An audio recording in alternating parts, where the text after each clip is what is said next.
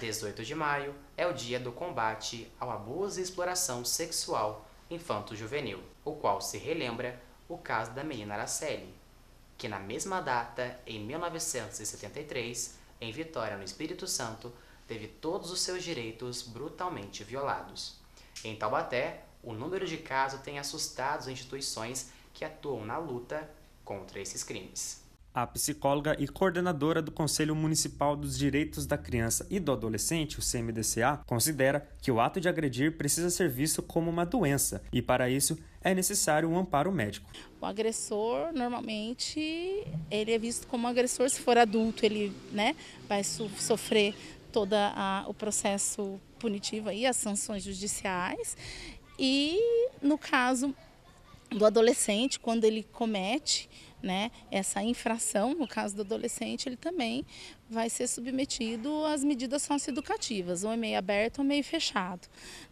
Então, não se tem assim, nada de concreto que trabalhe o agressor como uma pessoa que precisa de um respaldo médico no sentido de doença. O Conselho Tutelar é um dos órgãos responsáveis por defender os direitos das crianças e dos adolescentes. Para a conselheira Alessandra Dias, existem outras formas de violência além do ato de agredir. A violência sexual, ela não é só o ato sexual, As pessoas têm muita dúvida assim, mas não aconteceu, ele só passou a mão, é só isso. Então, assim, existem outras formas de violência sexual, inclusive uma violência sexual que não tenha tido nenhum tipo de toque, por exemplo, A violência sexual que acontece à distância, que hoje é muito natural que aconteça através da internet, Isso é também configurado uma violência, Porque existe existe a exposição, Existe a exposição, por exemplo, de crianças e adolescentes a vídeos pornográficos, Do outro que está do outro lado da câmera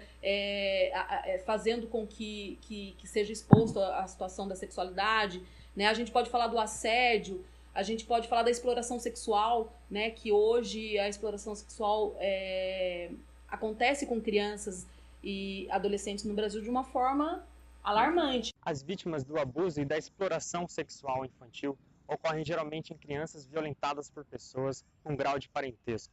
Essa situação infeliz ocorre geralmente em pessoas também com maior vulnerabilidade, no caso de idosos e, por incrível que pareça, pessoas com deficiência.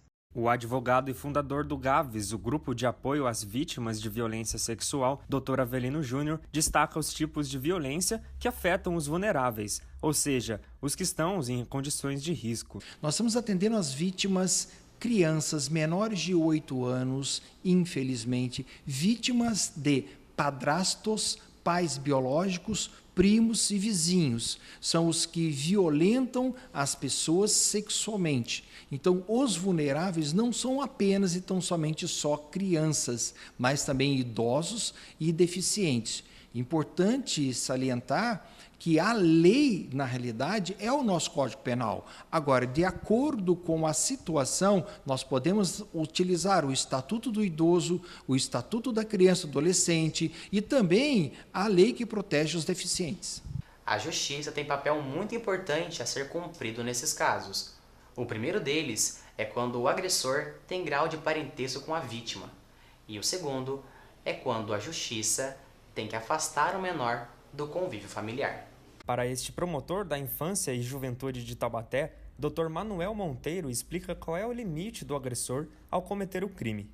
A partir do momento em que a notícia chega ao Ministério Público e ao Judiciário, e a partir do momento em que se reúne um mínimo de prova consistente para indicar que aquele fato é verídico. Então, antes dele ser condenado ou de se reconhecer a culpabilidade, a gente pensa em preservar a integridade física e psicológica da vítima. Então, havendo indícios mínimos da ocorrência do fato, a primeira providência que há é proteger a pessoa da vítima. Se alguma pessoa estranha te chamar para sair, encostar em você, dar alguma coisa para você comer ou beber, diga não. Saia de perto e conte para alguém que você confia. Exemplo, sua mãe, seu pai, seus avós ou até sua melhor amiga. Assim estaremos protegidos, combinado? O conselheiro Jorge Antunes alerta para os sinais que as vítimas apresentam quando são violentadas. É importante também deixar uma dica para professores, para pais, para monitores, pessoas que convivem com a criança, porque a criança denuncia o abuso. ela muitas vezes não sabe falar, ela não consegue expor isso na sua fala, mas ela denuncia a partir do seu comportamento, na mudança de atitude da criança. Quem conhece o filho, quem conhece a criança, a expansividade dela, de repente ela começa a ficar amuada, ela perde algumas referências, ela se fecha, ela não quer mais, não consegue mais estudar como deveria, se alimenta de forma diferente. Alguma coisa está acontecendo. Ter um olhar observador para essa criança e perceber se há alguma coisa com ela, porque muitas vezes a criança tem medo do agressor. O agressor, ele mete medo dizendo que vai matar a mãe, que vai matar o pai, se a criança falar alguma coisa. Então ela se sente culpada dessa situação e muitas vezes isso vai refletir no seu comportamento, na sua performance diária. Gente, esse ano, em 2019, foram registrados em apenas 3 meses 35 casos de violência sexual contra crianças e adolescentes. Isso não pode mais acontecer de jeito nenhum.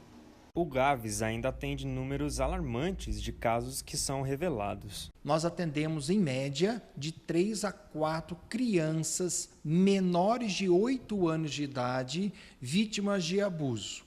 1 de 4 crianças são estupradas, as outras são abusadas, passando a mão, ou exercendo uma função de superioridade sobre elas do comando sexual. Então, infelizmente, nós estamos ainda com vítimas menores de 8 anos de idade. O abuso sexual é quando alguém incomoda de alguma forma o corpo humano e acaba visando vantagens sexuais, configurando o artigo 216 do Código Penal. Já o estupro é mais severo. É quando existe a exploração do corpo humano sem consentimento, não deixando de ser abuso sexual, e pode também se enquadrar a violência física e psicológica, configurando o artigo 213 do Código Penal. A pena pode ser até 15 anos. No caso de crianças menores de 14 anos, o ato é chamado de estupro de vulnerável.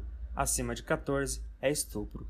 Por isso, é necessária a prevenção, e é o que explica o Dr. Manuel e o Dr. Avelino. Primeiro, instruindo a população acerca da necessidade de revelar os fatos, se estes porventura ocorram no âmbito familiar, não é que nenhum fato fique sem punição, porque cada fato desse que não gera uma punição, ele vai se repetir por aquele autor. Se ele não sentir que tem punição, ele vai repetir a conduta, e nós vamos estar diante de mais uma vítima. Então, esclarecer a população que o Estado, no sentido amplo, está apto a lidar com aquilo, está apto a proteger a vítima e a punir o culpado. Então, acho que o primeiro ponto é essa educação, que é a prevenção, né? E orientar as próprias vítimas, que sejam adolescentes, mulheres em sua maioria, dos atendimentos existentes, da possibilidade de um atendimento e um acompanhamento psicológico, ou então de natureza clínica, médica, para prevenir alguma doença, por exemplo. Qualquer pessoa que fique sabendo que alguém está sendo vitimizada deve ir até a delegacia de polícia, por exemplo, a delegacia de polícia da mulher, que ela tem competência também para atuar nos casos de crianças e adolescentes, e avisar através de um boletim de ocorrência. E o pai da vítima e as pessoas correlatas serão chamadas pela delegada ou pelo delegado para prestar os esclarecimentos. Em Taubaté, ações são realizadas para combater esses casos, com a parceria do Conselho Tutelar e os conselhos municipais. Esses grupos trabalham como uma rede interdisciplinar, com a atuação de médicos, psicólogos e membros da Justiça. Todo tem um papel muito relevante. O Conselho Tutelar, por exemplo, muitas vezes é a porta de entrada dessas denúncias. Por ter exatamente essa função, e a sociedade conhece essa função, é o órgão que muitas vezes é procurado pela primeira vez. Assim que ele sabe dessa notícia, por exemplo, ele pode aí sim acionar a Delegacia de Defesa da Mulher, acionar o CREAS para permitir um atendimento social mais especializado, e o Ministério Público também, que cada um exerce uma função. Então, isoladamente, nenhum desses órgãos é capaz de prevenir ou reprimir uma conduta dessa natureza, mas todos juntos, como uma rede em funcionamento, aí sim eles são capazes de fazer um papel mais relevante para a sociedade.